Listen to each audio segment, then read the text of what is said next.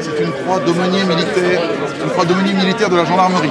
Voilà, donc certainement qu'il y a de bonnes raisons pour qu'un 11 novembre, un aumônier militaire se fasse prendre ses papiers. Donc j'attends la réponse avec beaucoup d'intérêt. Qu'est-ce qu'ils vous ont demandé? Un simple contrôle d'identité. En tant qu'ancien aumônier militaire, je suis venu pour remercier ceux qui sont morts pour la France et ceux qui ont bien mérité de la patrie. J'ai l'impression que ceux qui sont là aujourd'hui semblent moins mériter de la patrie, puisqu'ils semblent vouloir me prendre mes papiers d'identité. Je ne comprends pas bien, mais je suis très serein. Je conteste une chose en France, le fait que certains ne se soient pas assez bien battus, peut-être en 14. Personnellement, les gens de ma famille se sont battus, donc voilà, moi je n'ai rien d'autre à contester, tout va bien pour moi. Oh non! C'est pas vrai! Vous voulez voir le président? Vous voulez voir le président? C'est pas vrai, putain! Troisième fois! Les Bretons! Troisième fois! Dictature! Dictature! C'est pas vrai! Troisième fois! Je suis là. Non. Vous m'arrêtez, je lève le bras. Moi, je respecte. Pour un bonnet rouge, putain! Pour un bonnet rouge! C'est extraordinaire! Pour un bonnet rouge, troisième fois arrêté! Dictature! Socialiste! Dictature! Bientôt une loi contre le port du bonnet rouge? Oui, pardon? Oui. Bientôt une loi contre le port du bonnet rouge? Mais il faut espérer. Parce que là, au moins, on le saura. Et on saura qu'on peut pas porter le bonnet rouge. Et qu'est-ce qu'on vous a dit? C'est la troisième fois qu'on se fait arrêter. Troisième fois qu'on se fait arrêter. Et pour quel motif? Qu'est-ce qu'on vous dit? Pour Le bonnet rouge. Le bonnet rouge.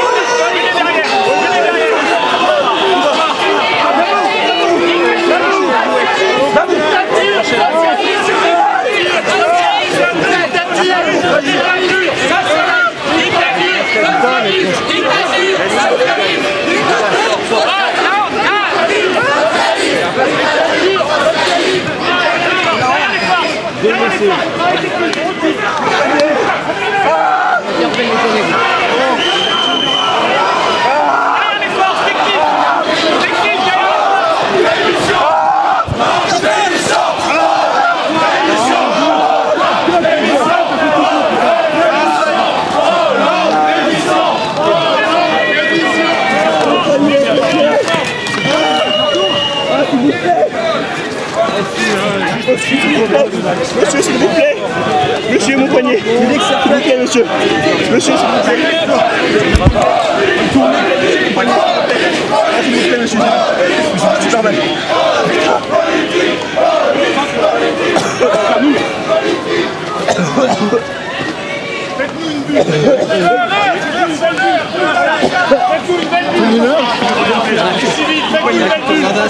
Menotez-le. Attends. Voilà, technique, moi.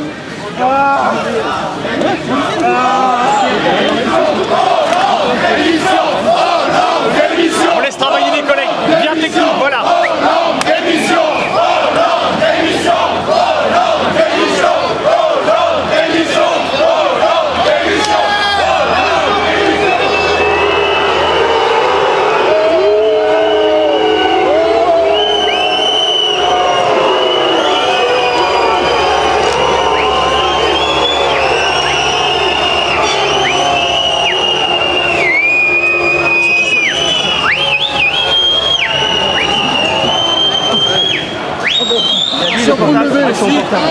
Attention pour le lever.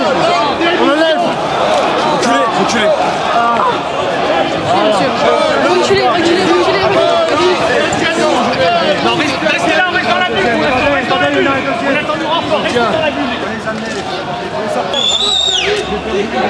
Socialiste, dictature, socialiste, dictature, socialiste, dictature. En banlieue, CRS, en banlieue, CRS, en banlieue, CRS, en banlieue. Avec nous, CRS! CRS, avec nous! CRS, avec nous! CRS, tourne-toi! La racaille est derrière toi! CRS, tourne-toi, la racaille est derrière toi. Bon, monsieur, vous avez filmé ailleurs là. Rien à filmer là. Bah, il y a juste des arrestations, quoi. Il va se prendre un coup de gaz dans la gueule. Allez, circulez, c'est la dernière fois que je vous le dis. Circulez, allez.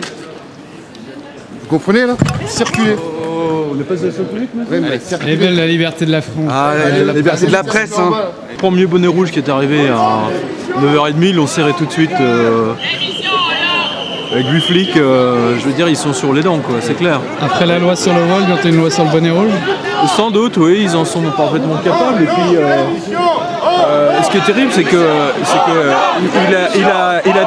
il est passé toute vitre montée, vitre teintée. Il s'est fait siffler, mais copieusement. C'est encore pire que la dernière fois, au 14 juillet. C'est assez impressionnant de voir une telle manifestation de colère, alors qu'il est déjà passé. Là, il siffle n'importe quelle bagnole. Je veux dire, c'est quand même assez étonnant, quoi. Le traite de collabo, comme vous voulez l'entendre, c'est assez délirant, quoi. Donc voilà. Et j'ai vu quelque chose d'absolument inouï. Ça s'est passé devant moi. Il y a un cavalier de la garde républicaine qui le suivait, qui a chuté de son cheval. Et ça, je considère ça comme un très mauvais signe. Mais alors un très mauvais signe. Après qu'il ait été foudroyé, son avion a été foudroyé par l'éclair, la garde républicaine qui chute, c'est la République qui chute quelque part. Est-ce qu'on peut s'attendre à ce que les bonnets rouges ne s'arrêtent pas là? Ah non, mais pour moi c'est le début de la révolte de toute manière. C'est parce que ça s'est étendu partout maintenant. Vous avez les portiques qui sont démontés partout, hein. Il n'y a pas qu'en Bretagne. Dans le Nord également. Il ne pilote plus rien, ce gouvernement ne pilote plus rien, il est foutu, c'est terminé. Maintenant on va s'enfoncer, quoi. Est-ce qu'on doit s'attendre à une démission du gouvernement ou du président de la République? Je pense qu'il va partir en courant, je pense qu'il va s'enfuir à un moment donné.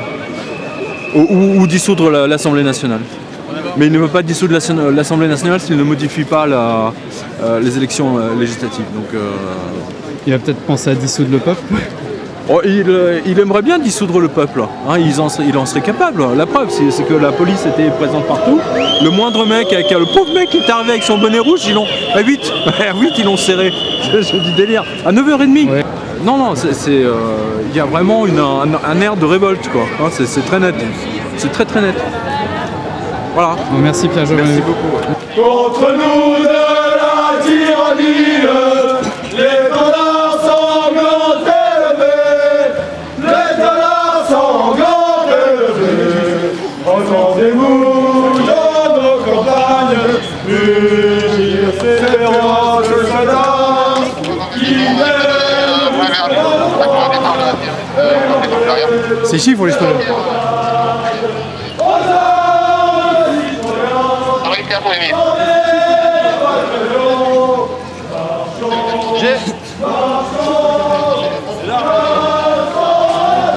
Faut arrêter là! On peut pas savoir pourquoi ils sont arrêtés. Non, monsieur. Au revoir. C'est comme ça. S'il vous plaît. C'est joli, c'est joli. Il faudrait faire le parallèle avec les gens qui ont défilé le 11 novembre 1940, qui étaient les premiers résistants français, qui se sont opposés aux nazis. Alors Hollande, bien sûr, c'est pas un nazi, mais Hollande, c'est quand même un dictateur. Aujourd'hui, ce qu'on voit là, c'est on voit des gens qui se font tabasser, on voit des gens qui sont muselés, on nous empêche de parler, on n'a pas le droit de se déplacer, on n'a pas le droit de manifester. On est dans une tyrannie. Alors on n'est peut-être pas dans une dictature dure, avec des gens dans des camps de concentration, avec des gens qu'on tue, qu'on blesse, mais ça vient tout doucement. Je pense qu'on est dans une dictature molle qui est en train de museler tous les Français. Et sur tous les débats aujourd'hui, il est impossible de discuter. Les seuls gens qui peuvent discuter, ce sont les lobbies. C'est le lobby homosexuel, ce sont les syndicats, ce sont les francs-maçons, ce sont les amis du gouvernement. Et je considère qu'aujourd'hui, la démocratie en France est totalement muselée. Et on est dans les prémices. Et aujourd'hui, c'est un premier mouvement des gens qui se sont levés contre cette dictature. Et aujourd'hui, on en emmène certains en garde à vue. Ils vont être dans les geôles de la République. Ils vont être à côté de prisonniers qui, eux, seront libérés de prisonniers de droit commun, qui, eux, seront libérés plus vite qu'eux. Et eux, ils vont sans doute avoir des amendes, ils vont faire de la prison. Mais ce sont des gens qui se battent pour la liberté aujourd'hui. Ce qu'on voit aujourd'hui, c'est une véritable honte pour notre pays. Quel sens a le 11 novembre dans ce genre de circonstances? C'est très symbolique puisqu'en fait là on est en train de fêter nos soldats, les Français qui sont morts pour leur patrie. Et si aujourd'hui les poilus du 11 novembre voyaient ce qu'est devenu la France, voyaient comment on traite leurs fils, comment le pantin qui aujourd'hui est à l'Elysée traite leurs fils, je pense qu'ils en seraient malades et je comprends ça.